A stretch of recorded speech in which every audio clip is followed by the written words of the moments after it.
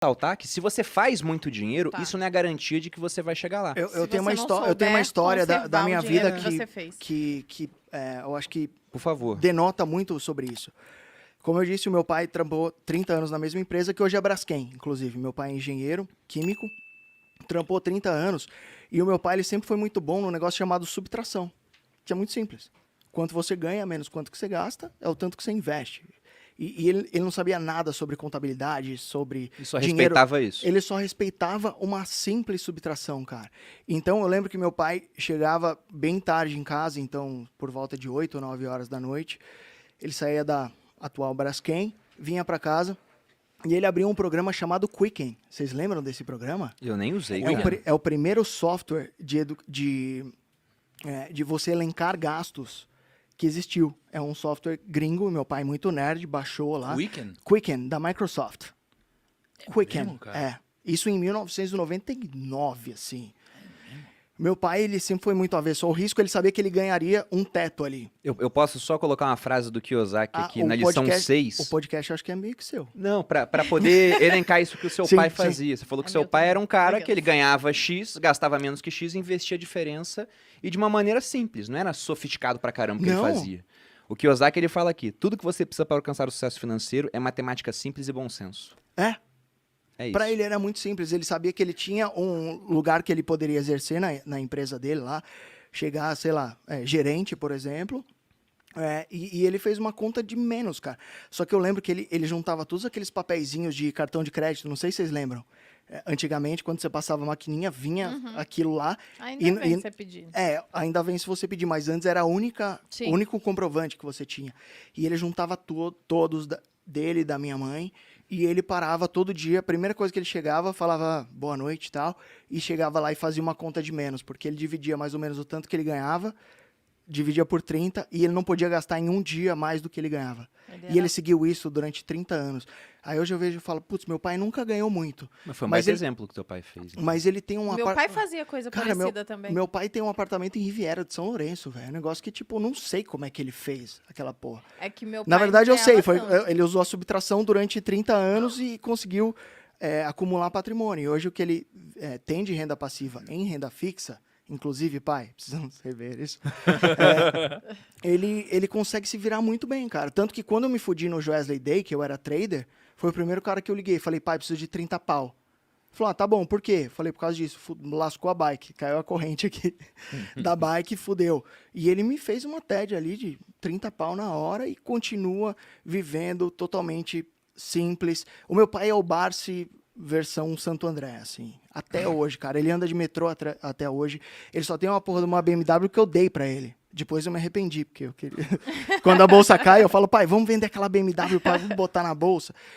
Mas é incrível isso, porque o cara que faz o simples e que entende a lógica do dinheiro e que respeita o poder da composição, o poder do tempo, não precisa ser gênio, não precisa ser... Ó, eu vou fazer uma Ó, pergunta sobre o o seu meu pai. pai fez a mesma coisa, só que meu pai não usava nenhum software. Ele usava o livro preto. O meu Sério, pai... a gente anotava. tipo o livro Anotava caixa, assim, né? real. Meu Então, pai falava pra... Aí que eu vou chegar numa pergunta pra vocês, pro Thiago também, que é a seguinte. Nesse capítulo, o Kiyosaki ele bate muito na seguinte questão. Tem até uma frase aqui. Se o seu padrão for gastar tudo que ganha, o mais provável é que um aumento de renda resulte apenas em mais despesas. Sim. Então você pega pessoas que não Muito têm bom. essa disciplina e esse arquivo mental de, olha, tem que gastar menos do que ganha, poupar para investir a diferença. Se dá muito dinheiro na mão delas, você pode dar quanto dinheiro quiser, elas não vão conservar esse dinheiro, não vão ter patrimônio, só vão gastar tudo. É o que acontece com boa parte das pessoas que ganham loterias. Sim. Você pega 5 anos depois, o cara geralmente ele gasta quase tudo até que só sobre na mão dele o dinheiro que ele tá pronto para lidar. Que às vezes é quase nada ou até negativo pro cara que acha que é normal ter dívida. Agora, se eu pegasse um caminhão de dinheiro e desse na mão do teu pai, ele ia Nossa fazer a mesma Senhora. coisa que ele fez, ele ia conseguir manter aquele patrimônio. E a mesma coisa com o com seu. meu pai. E aí tem uma hora muito interessante que ele fala o seguinte, a importância dessa lição da proficiência financeira é que ele fala, você quer construir um prédio, por exemplo, o Empire State. Para você construir um prédio, um arranha-céu, igual ao Empire State Building, você tem que primeiro cavar muito nas bases, né? Tem que fazer uma fundação sólida. Sim. Aí você pode ter um prédio grande. O que boa parte das pessoas tenta fazer na vida é o seguinte. Fundação de 15 centímetros, não é? Exatamente. Elas aprendem que, por exemplo, tem que empreender. Aí o cara não tem educação financeira nenhuma. A fundação dele é 15 centímetros de concreto acima do chão. Aí ele constrói uma casa, tudo bem. Uma casinha sustenta. Você tenta começar a construir um prédio, não vai virar o Empire State Building, vai tombar, vai virar uma torre de Pisa, na melhor hipótese, né? Porque ela pode simplesmente desabar. Então ele fala, educação financeira tem que estar na base. Porque com essa base, aí sim você consegue construir grandes prédios. Excelente, cara. E eu acho que isso tem tudo a ver com a educação. Faz uma semana, fazendo um merchan do bem aqui, faz umas 2 semanas que eu fui visitar o Instituto Ayrton Senna, que é um instituto que ajuda as crianças a se tornarem mais letradas, digamos assim, aprender matemática, português. Então é bem focado em ensino de base. E, cara, quando eu entrei lá no instituto, que eu vi o carro do Senna, já tinha visitado a salinha que o Benchimol fez pro Senna lá dentro da XP. E o Senna sempre teve um negócio muito foda, assim, muito arraigado em mim. E faz 2 semanas que eu falei que, para todo sempre, a receita do meu canal, Pitch Money, vai ser doada pro Instituto Ayrton Senna, porque, cara, eu até ajudava algumas causas animais e tudo mais, mas eu percebi que todos os problemas que a gente tem derivam de um problema da educação de base. Sim. A gente não tem. Eu tive a sorte de ter, porque meu pai abriu mão de muita coisa para que eu estudasse nas melhores escolas do Brasil. Mas não é o normal. Tanto que eu achava que eu era o cara mais pobre da escola. E depois eu percebi que os pais dos caras que entregavam as crianças com Audi, o Audi era financiado. E o meu pai, que tinha um Voyage que entrava água no... Como é que chama? No farol, quando chovia. O meu pai era o mais rico dali, mas não sabia. Mas é por isso que e aí as crianças me chamavam de pobre pra caralho na escola e se afastavam de mim.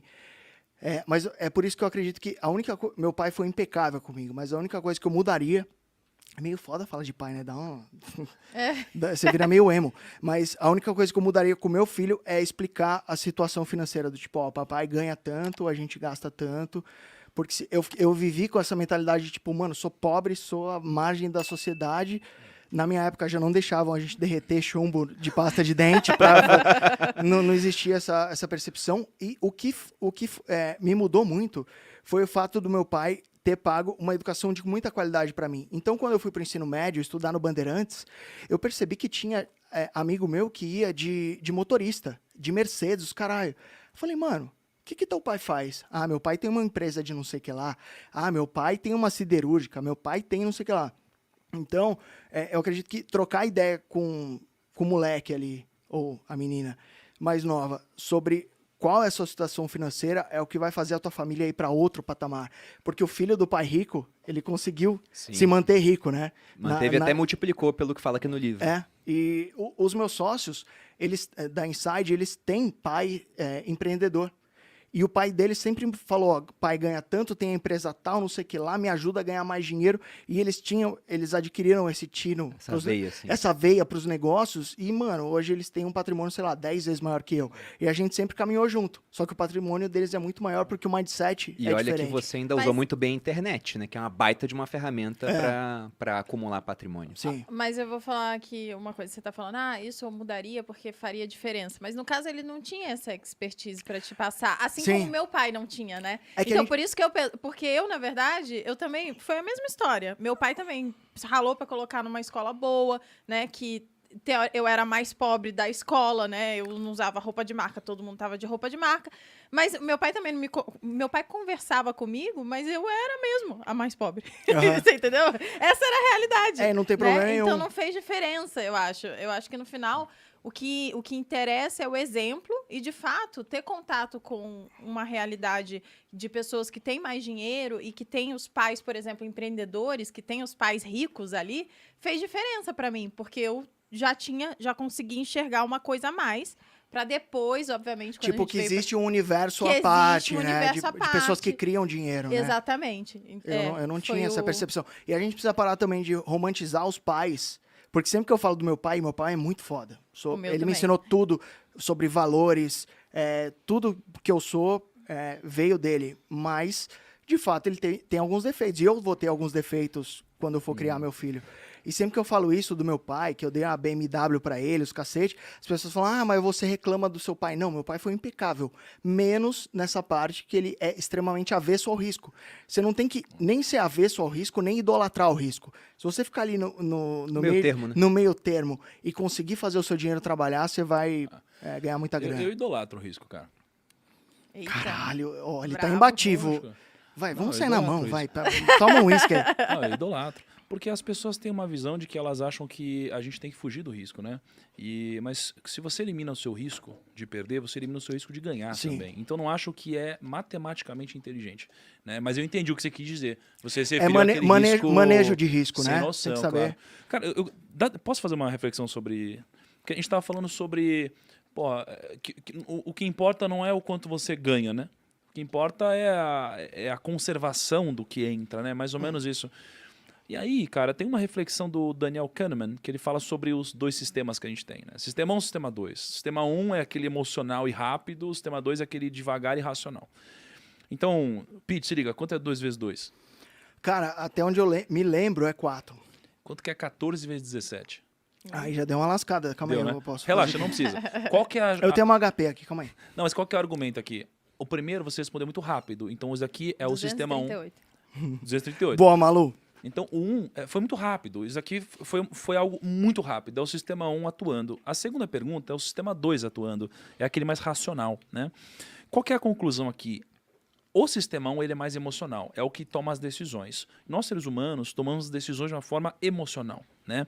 E qual que é o problema? Eu acredito, tá, que o que mais impede as pessoas de criarem riqueza, o que mais faz as pessoas quebrarem ou não acumularem riqueza, é elas colocarem os seus instintos humanos na frente dos seus instintos racionais.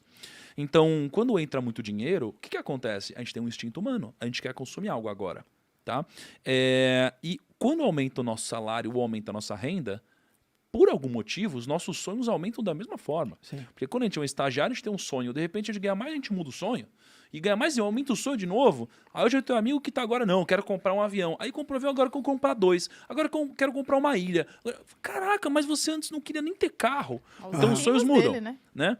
Não, e aí muda os sonhos. Mas qual que é a minha conclusão aqui? Eu vou apresentar um conceito novo aqui. Vou apresentar um conceito novo para vocês. Vai. Eu, inclusive, quero escrever um livro sobre esse conceito, que é um conceito que eu achei incrível. Qual que é o problema disso tudo? Por quê? Por que as pessoas não enriquecem? Por que outras enriquecem? Para mim é porque elas entenderam ou não entenderam o conceito da máquina do tempo. Todos nós nascemos com o poder da máquina do tempo. Para resumir tudo isso daqui, sem fazer um puta storytelling, é o seguinte. A gente não tem dinheiro para comprar um carro hoje. A gente precisaria trabalhar 7 anos para comprar um carro, por exemplo. Mas como eu não tenho dinheiro, o que eu faço? Eu aperto o botão da máquina do tempo e eu vou para o futuro.